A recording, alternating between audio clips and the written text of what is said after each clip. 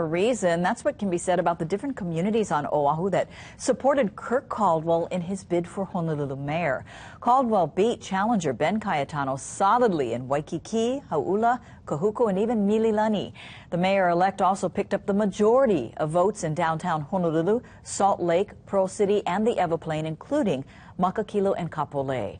Cayetano had strong showings in Niu Valley, Aina Haina, Hawaii Kai, and Kalihi. Caldwell also took most of the votes in Kaneohe, while Cayetano grabbed most of the votes in Kailua.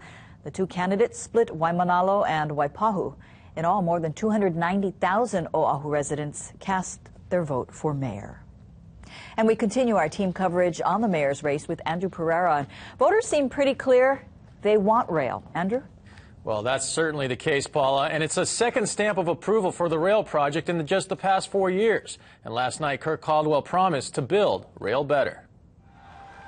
After Kirk Caldwell cleaned up against Ben Cayetano, campaign volunteer Mildred Okimura was cleaning house at campaign headquarters.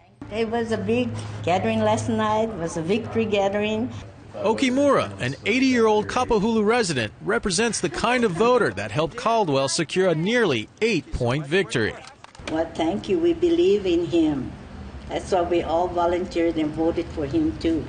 Okimura supports the $5.3 billion rail project not for herself, but for future generations. From the beginning, I said I'll have to think of my grandchildren, great-grandchildren, or whatever I may have, that they would eventually need the rail. In his victory speech, Mayor-elect Caldwell promised to focus on city infrastructure like roads and sewers, and of course, rail transit.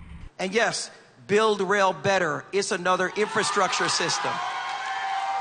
Caldwell says he wants to design the rail system in a more historically or visually sensitive fashion, especially through downtown and Honolulu's waterfront. I hope that means that we won't have this elevated rail going past Aloha Tower and through the center of downtown. But even rail supporters like Councilman Breen Harimoto worry about the impact of court order delays on the rail project's finances. If it goes on for too long, that's going to eat into our contingency, so that's my greatest concern.